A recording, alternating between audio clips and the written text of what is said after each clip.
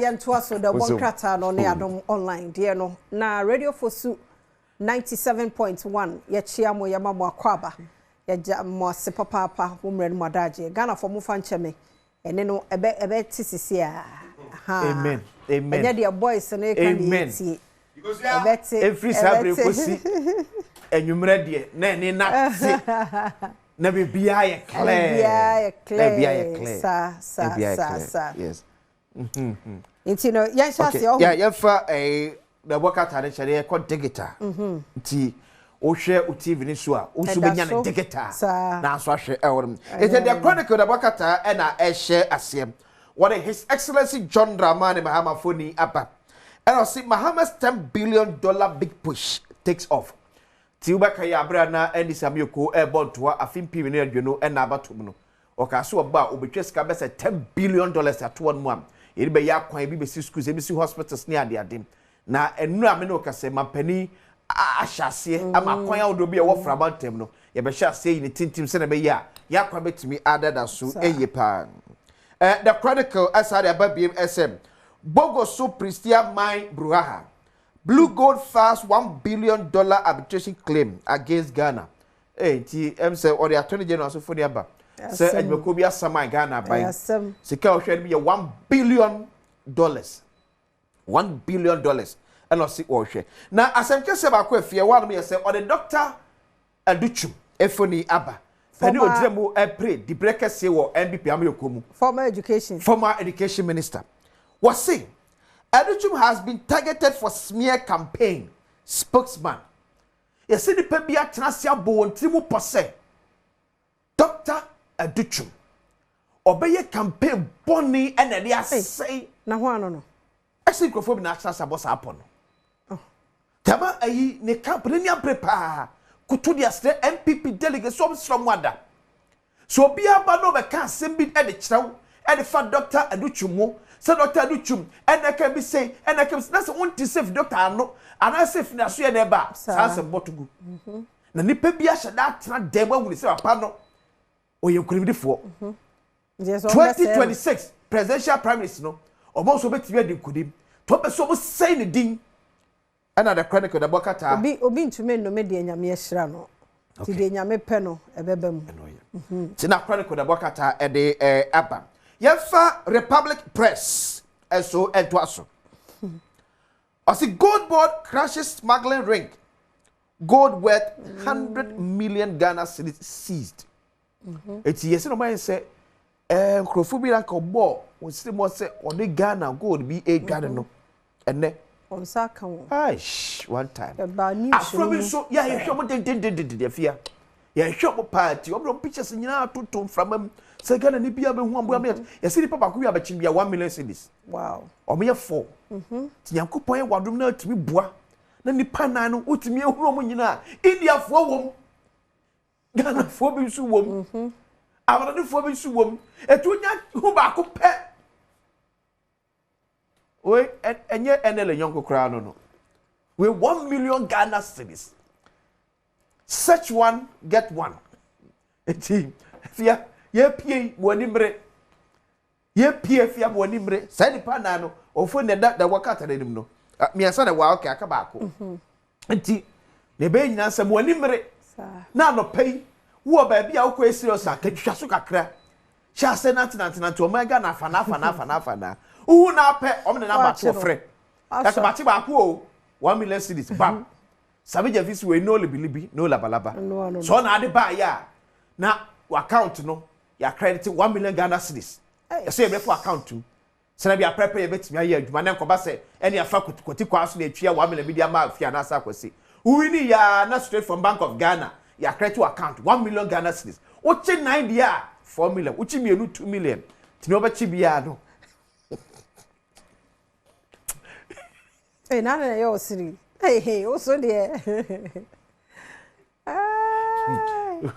Pelivia Sumera, Savia, first coming your castle. Nature of Banka, Ghana for.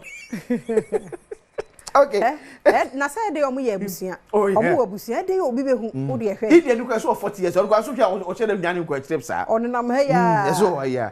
Especially mu am what your border border. Omo sese ni nti wa hwe na ya kof mistake. Who in there ni bia there. Yeah, find the Ghanaian publisher. Na wakata Edwaso. Okay. Esiedu Ketia Fuels 2028 bid. It's the Ghanaian publisher Eba Mane say National Chairman Edema NDC Amyuko so be sha se ko aprobo eye thank you to. And na wakata Eba Mane say fedie esma na manfo kasa Johnson Esiedu Ketia ebe prima peri dibre ewo NDC Amyuko no afida say yati yaye no kre. Eya no kre pa ntino wa sha say thank you to sa no ato Ghana nyina wie na say NDC fo abo say papa no so say na ni ablese onyama pani a obedi ewo NDC amayeko no emum and as we kan aboso edada Ghana faces $1 billion arbitration over Bogoso Prestia mine indecision. It was the Minister for Lands and Natural Resources Efoni Abba, the Ghanaian publisher Adabokata Adom. I see NPP blast police over tattoo student brutality. Nti emabru dom for your war NPP amoyokomu eso na keka bedi a kire Ghana plate for say enu aso no mo handle adisua for na war Tamale Technical University no ma anya de kra say please ni pa ni student e ko ase ni wonya ntipa so am say entwaye kra the Ghanaian publisher the Bokata efia eso enom afi yakọ the new publisher it enu say no woni nkofo na nimfo ni miensa mfo ni abaye pa 4 million for no fia no wonim da oye pa o TV ni so a no won fini de no won fini no ha na hwe ba yedin cause o yi na body se ne pe o wen ba fo yeah de o no de fia no won fini no na no what left no be se ni ketia ne de on de na anu ayi ne pechi hey bounty on gold smugglers 4 million Ghana cedis cash for you. We have found search as you go. Search as you go. If you me fanya good you. Ya brabo mun sesafo e na sabe je fini mpere fa kofa de aba no. We epa ho a ebisibiem. 4 million Ghana cedis. Chibako na ji 1 million. Why? Chibako na ji 1 million Ghana cedis. Panic over Sedu Ketia for President 2020. This am for me yem chishomo. Say ye Johnson Sedu Ketia se agro ni wo afedie. Eni se agro mu aba be ye de papa. Te ma ni pa bi afie so mu yem chishomo won BPL koso ni ade. Am for chose ye. Who say Sedu Ketia be 17 years obe general secretary no. Olusu abato bi on this muda o. Olusu ababi te se ma ni pa bi yem chishomo. So papa ba oba de. Asemarankum. University students clash with police. Eti Tamale Technical University Assemblum war the new publisher the Bokata and Su Enim Daily Guide the Bokata and Su Enie. I said ya bobo ne some so that or the a year goes smuggling no abba and Bogo so prestia $1 billion arbitration so and Adichum targeted for smear campaign spokesman and so asthma or ye can was that on so asade abba Daily Guide the Bokata or the doctor ya o said Adichum for the abba send pe bia 13%. The obedi kunim 2026 MPP presidential parliament no nipa bia bontin bo so be say the din no wa say the hye pa e di Daily Guide enom after the Ghanaian Times the Bokata ensu eniem as a secret dot year for Asante Ima begins in Kumasi. Hey, okay.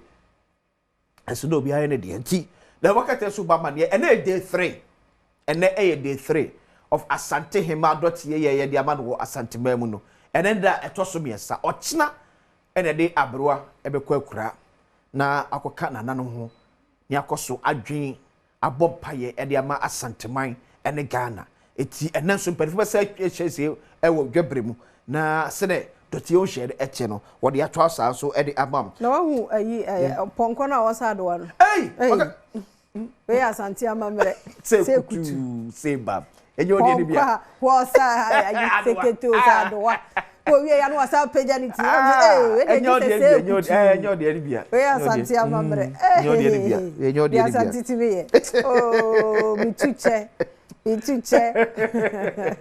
ase ka kwanhya bi esi ewo wakrom junction ni panum Adom kase aha adwin ahwere onko ni panum ahwere onko aboteki tu bi nipa be ebenyanti aboteki tu ayeni ye mu nipa sese ko you hardly see say car is sukosu enya accident ne ye mu nipa sese nti wutim na wo call girigirigiri wo koi wo so vim wo fo oh rade yes for the inform Adabakata and so and twaso CJ urges decisive action on Galamsey says time to act is now. It was the acting Chief Justice Owura Abafo ni foni aba no for the Ghana man pedi His Excellency John Dramani Mama so foni aba Obama ne say acting Chief Justice Asoma pedi him say ye wo brebi ye betimi atu Galamsey so sa enene if you hear him say 2023 Ghana credit so about $700 million. Was it 2023? 2023. Your credit so about $700 million from UK, United Arab Emirates, Italy, and as one other country. $700 million in Adomonline.com. Now Adomonline.com and some of dear Benny Chief of Staff na Kasei or say Chronobo Koso BEC, you know. Ama edidim konanim pa e corruption koso e wo schools mu pa e no ba Adomonline.com and some no e wa ha afa railway workers and so abontrene se bosome mienu ne na sa afini entua wo mo ka ai anu ode na me ya na me ya me kasitwum nkwaso e me se atofa okura samato 12 solid months 1 year na abeda kwaba ubeda oni abusia didi me da metibia na eye me nwanwa mo na onum se wa ma adwuma so a echa betimi akware o de hinu we mu di echa kana wo ma adwuma no enu ya mo time no me nka hwe because we mu de enu nka ho dem nwanwa so wo experience no tu da wo so aro pa bia so ko da kwasi twumani mu o tietia wo so sa nyame ne wadi ni yedodo edi yesre urade pa se adwuma bia be koso na adwuma ni bia de sefata no nensaka because emu ya edin pa no ane de koba nti se bosome ba ko akamu mienu miensa eho ye nyame po bambofo bi na boye ho ban because after abehwe wakatua no abusa ho pa na expenses awaya say sika na efrihi sa eda be start ya list to expenses within the month we show even the only chair or rent yes we show and sana school fees aba sana de obedi nyame re nipa auntie Jane de bia nkofo kura park every morning auntie Jane na 30 every morning crowd 30 kura 30 days kura 900 ko enye easy ba nyame na re ya ono an be hwe na kwasi emie phone lines na ya okay ye bebie na wo ye no fi wa said de obonkrata na de aba no Tamale Technical University na wo mo ko peaceful work afie wi akire ko for na preparing and also Adomonline.com and also ewa ha na post for deny deny sa video na ekoso about Tamale Technical University deny say say be obi proud be Adomonline.com there be am fast one more can say the we are place new so this year ni na otwetwe no no any assault ni so obi proud bi assault na e ka ho asem asem moment to yebo 0302211701 702 703 704 0302211701 702 703 704 also for headline brain na yenye so na fe yenko yanim se omai na yeguso ye twen won course no de na kwasi ba yemfa kwanya iso na yentufo efino rubber no doson dodo doson some catch us say a transition esoro ho de kokwa benya police station ho no they say ho nyina nsuo to a because ye twa nnuane fi won ye twa fi ho ma ho nyina ya cement ho ba mi won nsuo no kwa na nketata ho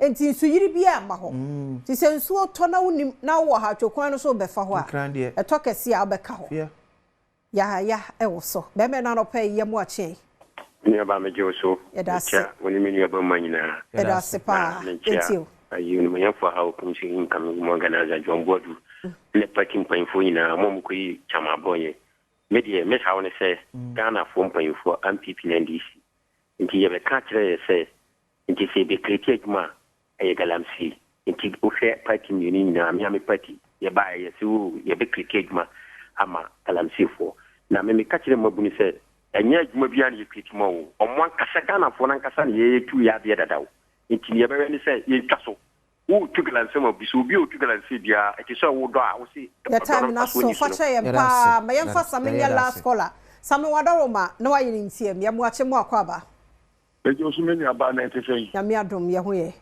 yo woni aba ma ba ko pa ne opera appointment mana na ka se sameni edase yo efia be ne be mi ensa de mi ne du kwa akwase mama akwase nsia ho a kire na bresa mama nti atete ne so me da so ba wa baje no edase na efia mama nfa fidie so na mi ntia ona bo bra champon ntia me se mi ntia na no primo se akwase nsia esu titia mo so so ona bo bra champon mi so me so me da fam if you mani mo sa ko fam trazako na mi so titia me so because ono no so tia me ka anopa bosumi biara enye nipa ba ko efia papa no wa ye bia mame eni na papa me bo bia na pa wi na animre no ampa iti na me kan say abandon kra ontimi ntopi ka bosumi mienu e bi say ankrofo kwan ben so no wo fa so tia wo ma school fees ya samo ya da se sabe yemfa unsi ha ya da se yemfa ofofroi ebi say akaba 2 minutes 2 minutes ise ba ku bi wo so wadaroma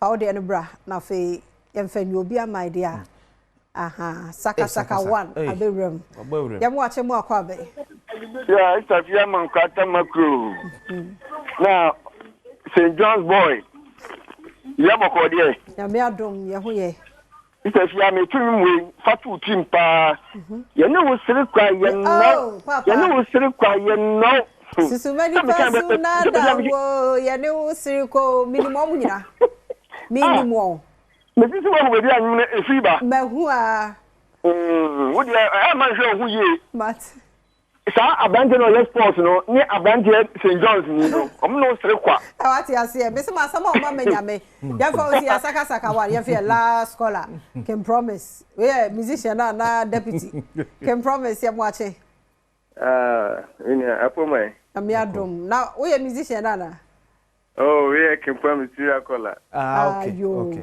enti we yente wo ne wa hada dada be ta fe bejum okay na se bejum na ni o dada be da jani me na da fre that's it ye teacher to them I'm teacher short body in general mining service takwa short body yeah that's so no dom do na wa mam credit na de book and e be school na no kwenye yentimi twa school fees we dey na bed education